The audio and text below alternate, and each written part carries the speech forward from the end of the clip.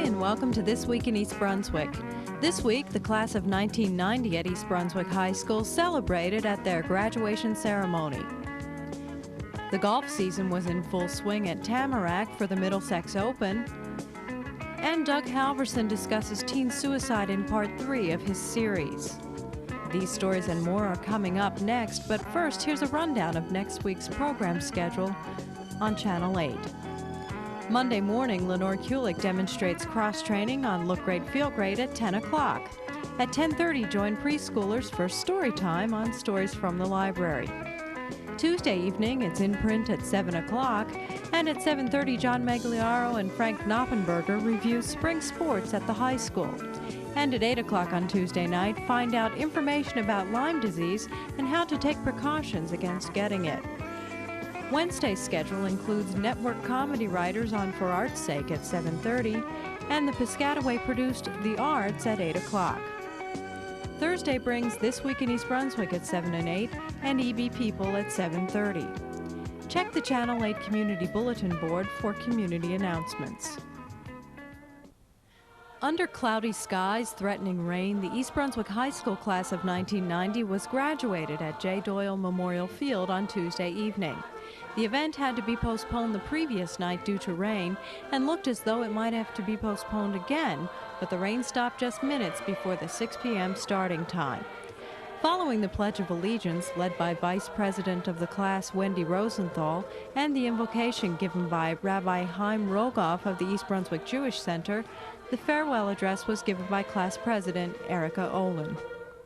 It is an honor for me to address my graduating classmates and their guests today. I would like to share with you some of my thoughts about reaching this educational milestone in our lives. Although the relationship has not always been painless, most of us have now come to appreciate the importance of our teachers. It has been said that what sculpture is to a block of marble, education is to the soul. I am not sure about our souls yet, but the class of 1990 seems to have emerged from a dense block into a figure worthy of Michelangelo. We must be grateful to our teachers for chiseling away many of the bigger chunks and helping with the polishing. Many of the courses at school have reinforced things we have learned from our parents and through our own experiences. We have come to realize that education is not just learning to answer the questions, but also to question the answers. Some people think that perhaps we have learned this last lesson a little too well. The education of the East Brunswick class of 1990 also included learning from each other. We have watched as individuals have the strain to excel in academics, athletics, and the arts. We have observed and experienced the rewards, the ecstasy of succeeding and winning, and we take that with us as an additional motivator. Today, as graduates, we stand together and open the decade hopeful for a productive, satisfying future. It was once observed that you never stub your toe standing still. The faster you go, the more chance there is of injury, but the more chance you have of getting somewhere. In parting, I commend the members of our class to use their education to embrace the risks and opportunities of the future with enthusiasm, and thus experience, along with the occasional disappointment, many great moments of personal achievement and success. Goodbye, East Brunswick High School.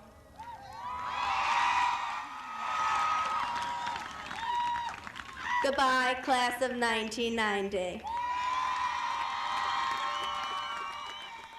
It's an honor and a privilege to be here today as a speaker and as a graduate of East Brunswick High School.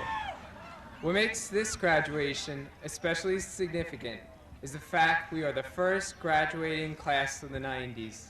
Some historians might summarize the 80s as a decade filled with greed, speculation, and selfishness, with only limited concern for future generations. The 90s are shaping up to be a different type of decade. Today's global headlines report to us of the fall of communism in Eastern Europe, the reunification of Germany, and discontent in Asia, the Middle East, and South Africa. Our mighty nation is also plagued by such problems as homelessness, illiteracy, drugs, and environmental damage. This is why the 90s look to be and must be a decade of positive change. As graduating seniors from East Brunswick High School, each one of us has a distinct advantage in this changing world. We have all gained the knowledge and the resources necessary to make a difference. B.F. Skinner sums it up well when he says, "Education is what survives when what has been learnt has been forgotten." Our education will always be with us, as will the potential that accompanies this education. Yet we also have the responsibility of striving for success with determination and sacrifice. There may be roadblocks along the way, but this is to be expected. Change almost never comes easy, as exemplified by the student dissidents in China and by the independence-minded Lithuanians. But never let the fear of failure stop you. We have what it takes. Listen to a little advice from the cover of our yearbook. Just do it.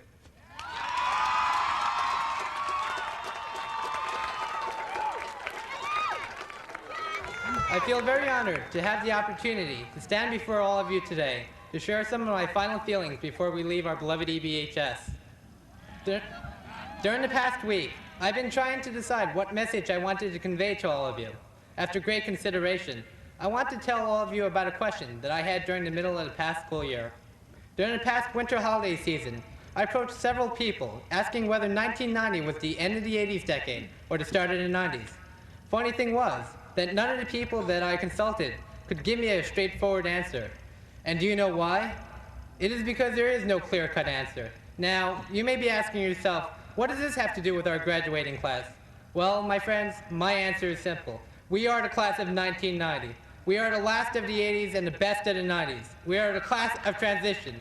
We are the generation that is responsible for taking what we have learned from the past and utilizing that knowledge to shape a better world for all of mankind.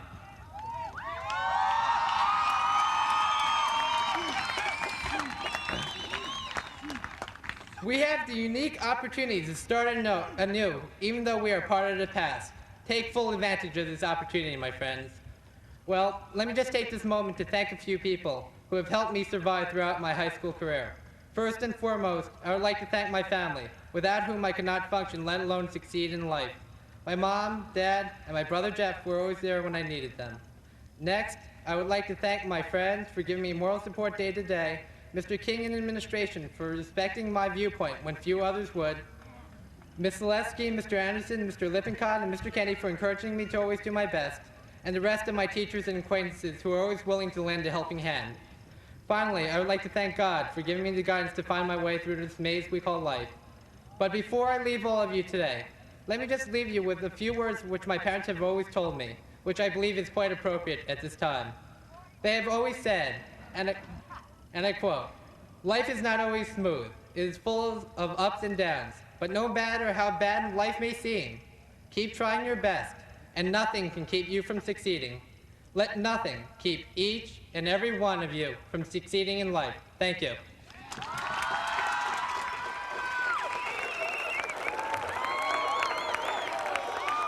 You guys want to make sure that you hold your heads high and you do some good things in life. Remember to be a quality person. There's a lot of prejudice out there. There's a lot of problems out there, and you guys can make a difference. I hope you guys do a little better than my generation did, because it's a tough world. If I could steal a line to conclude here, the Beatles, Lennon and McCartney, they had an album about life, and the climax to this album just says, in the end, the love you take is equal to the love you make. Remember, man, spread the word, spread some love. I'm going to miss you guys. Peace. Dr. Kopko established the motto for East Brunswick school system and for East Brunswick High School, and that motto is excellence in academics, athletics, and the arts. The class of 1990 has met the challenge and exceeded all expectations. We all know that we could stand here and go through a litany of the great accomplishments of this group. The academic accomplishments have been tremendous. Just last Thursday, I had the pleasure of being in public television in Newark and watching a successful Rutgers Bowl championship be accomplished by 4 outstanding students representing you all, and I certainly congratulate them. Thank you. In national competitions, certainly the bicentennial competition on the Constitution, finishing 3rd in the nation, again in the top 3 or 4, 3 years in a row. That is a tremendous accomplishment. A combined SAT score, and we all hate to think about those, but somehow we know we are measured by SAT scores. A combined SAT score of 1,000 ranks the class of 1990 in the very top, the elite group of schools and students in the state of New Jersey, and that is a tremendous accomplishment.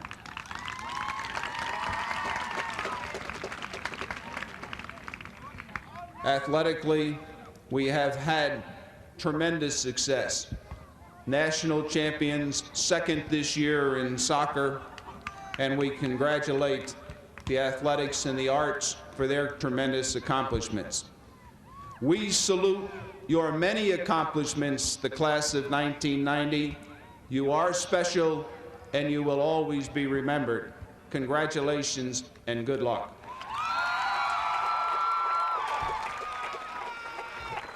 The class of 1990 is one to be proud of. You have excelled in many ways, and you have left your mark on East Brunswick High School, its faculty, and its administrators. Many hours of work and many people have made it possible for you to reach this wonderful moment. Certainly your teachers and the administrators deserve much credit. To the Board of Education, I express my sincere thanks. Thanks that you give so much of your time and effort in order to provide the best education possible to the students of East Brunswick. To the parents of our graduates, I offer congratulations. Congratulations for producing the fine young men and women who sit before you now. Be proud, you've done your task well. May each of you achieve only the good things life has to offer. You'll be fondly remembered as one of East Brunswick's finest classes.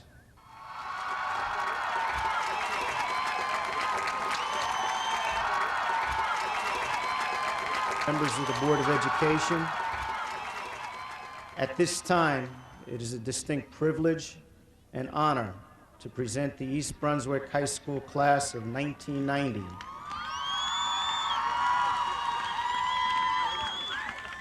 And to certify that each student has successfully completed the program of studies prescribed by the New Jersey State Department of Education and the East Brunswick Board of Education required for a high school diploma.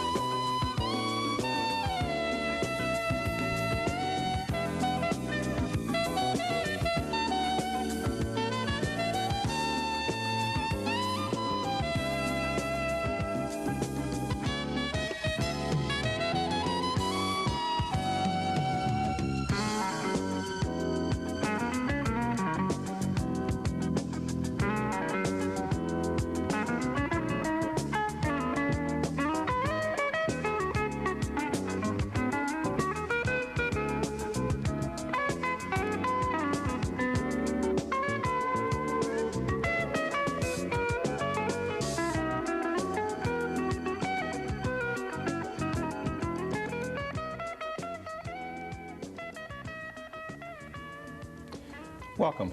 I'm Doug Halverson, Director of Consultation and Education at the Middlesex County Mental Health Clinic. This is a continuation of our four-part series on youth suicide prevention. With me today is Joan Schaefer. Joan is Director of Consultation and Education at the South Amboy Memorial Hospital's Community Mental Health Center. Joan, thanks for being here. Thanks for having me, Doug. Joan, as we've looked at this whole issue of youth suicide prevention, we've looked at a number of different issues. And I wonder if you could say something about what kind of emergency services are available. Okay. At South Amboy Memorial Hospital and Community Mental Health Center, we have 24-hour crisis intervention and screening services, along with a 24-hour crisis intervention hotline.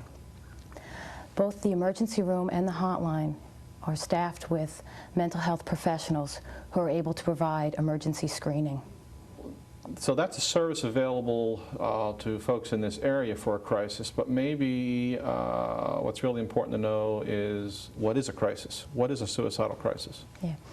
A suicidal crisis is probably not able to be defined in one simple definition, because what you find as a suicidal crisis might not be the same for someone else. Okay. So you need to look at look for specific warning signs in a youth, and some of those warning signs would include changes in behavior.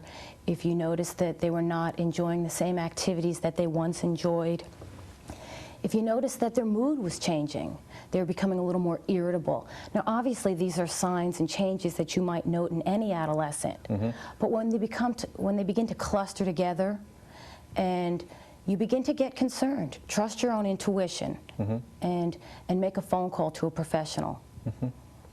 But there must be some specific things that would say to you, this is a crisis that requires the intervention of your emergency service.